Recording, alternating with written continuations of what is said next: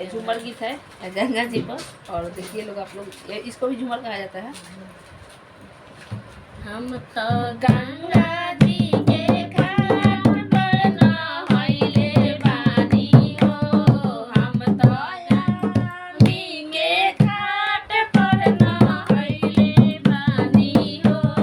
हमरा घरवा के मालिकवा हमर ससुर बारे हो, हमरा घरवा के मालिकवा हमर ससुर बारे हो,